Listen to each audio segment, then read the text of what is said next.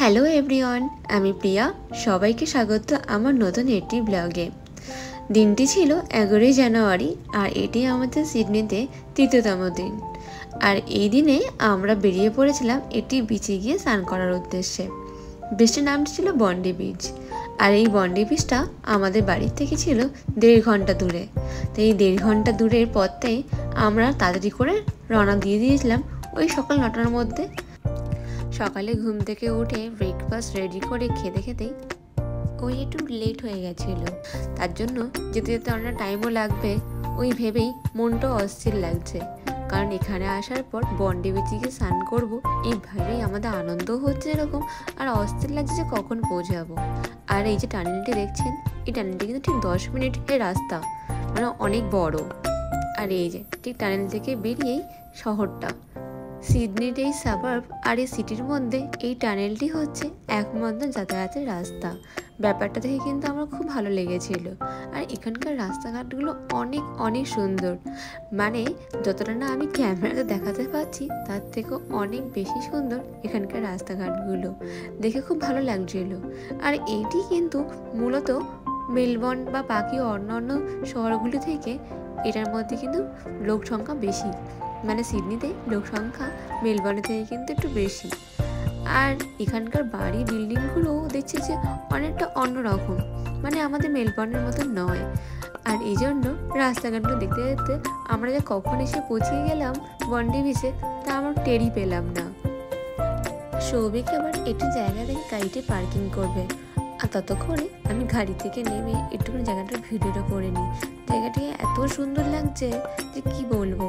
Melbourne যে কটা beach আমাদের সিটির মধ্যে আছে, মানে ওই সিটির আশেপাশে আছে, সেগুলোর মধ্যে এত ওয়েভ কখনো দেখতে পাইনি। তাই টুক করে এই জায়গাগুলি ভিডিও করে নিচ্ছি। আর এদিন কিন্তু প্রচুর গরম ছিল, দেখেছেন কত রোদ। এই রোদের মধ্যে হাঁটছি কিন্তু তবু হাওয়া কিন্তু প্রচুর ছিল, ওই জন্যই গরমটা অত অনুভবই হয়ইনি। আর এর মধ্যে আমরা যেহেতু আর ফোনটা নিয়ে বেশিক্ষণ থাকবো না, তাই টুকটুক করে আমরা সবাই মিলে কয়েকটা ফটো তুলে নিচ্ছিলাম, কারণ যেহেতু সবাই স্নান করতে যাব তাই ফোনটা ধরার মতন কেউ ছিল না। আর এখন আমাদের স্নান করা হয়ে গেছে পাক্কা। আমরা ওই 1.5 ঘন্টার মতন স্নান করে, মানে বিচের ওখানে কাটিয়ে তারপরে আমরা রওনা দিচ্ছি আমাদের সাবাবের বাড়ির উদ্দেশ্যে। কারণ এরপর আমরা তাড়াতাড়ি করে রেডি হয়ে একটু লাঞ্চ করে আমরা বেরিয়ে পড়বো অপেরা হাউসের উদ্দেশ্যে। আজকে আমরা এই অপেরা হাউসের দিকটাতেই ঘুরবো, তার জন্য তাড়াহুড়ো করে যেতে হবে, কারণ আমাদের বাড়ি থেকে কিন্তু এই বন্ডি বিচ 1.5 ঘন্টা দূরে ছিল, তাই আমাদের বাড়ি যেতে 1.5 ঘন্টা টাইমই লাগবে আবার, তো তার জন্য তাড়াহুড়ো লেগে গেছে। আর এখন ধরুন ওই 3টে-4টে বাজে, আর এখন এই 3টে-4টের মধ্যে তাড়াতাড়ি করে যে কী করে রেডি হব, কখন খাবো বা কী করব, ওই জন্যই আমরা ভাবছিলাম যে কখন কি হবে, ঠিক টাইমে সব হবে কি না। আবার ওই যে কালকে আমাদের আবার রওনা দিতে হবে বাড়ি ফেরার উদ্দেশ্যে, মানে আমরা কালকেই সিডনি থেকে মেলবোর্নে চলে আসবো।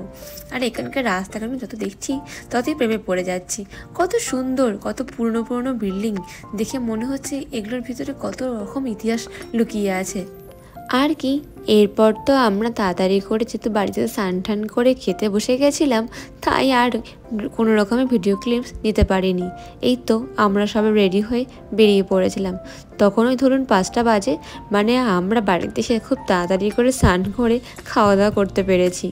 আর যেহেতু এখন গরমকাল চলছে আর ওই সানসেট হতে হতে 9টা বেজে যাচ্ছে, তাই অত চাপ না নিয়ে আমরা ধীরে সুস্থে আবার শহরের দিকে এগিয়ে যাচ্ছি। কিছুক্ষণ আগে এই রাস্তাটা আমি আপনাদেরকে দেখিয়েছিলাম, মানে সকালবেলা এই রাস্তাটা দিয়েই কিন্তু তখন স্নান করে বাড়ি ফিরছিলাম, আবার এই রাস্তাটা দিয়েই আমরা আসলাম। আর এটি হচ্ছে সিডনির ট্রাম। সিডনির ট্রামটা দেখে আমরা তো সবাই অবাক, কারণ এই সিডনির ট্রামটা বিশাল বড়, আমাদের মেলবোর্নের ট্রাম কিন্তু এত বিশাল বড় নয়। আর এই তো দেখতে দেখতে আমরা অপেরা হাউসের সামনে চলে এসেছি। কি সুন্দর জায়গা, দেখে পুরো মন মুগ্ধ হয়ে গেছিলো।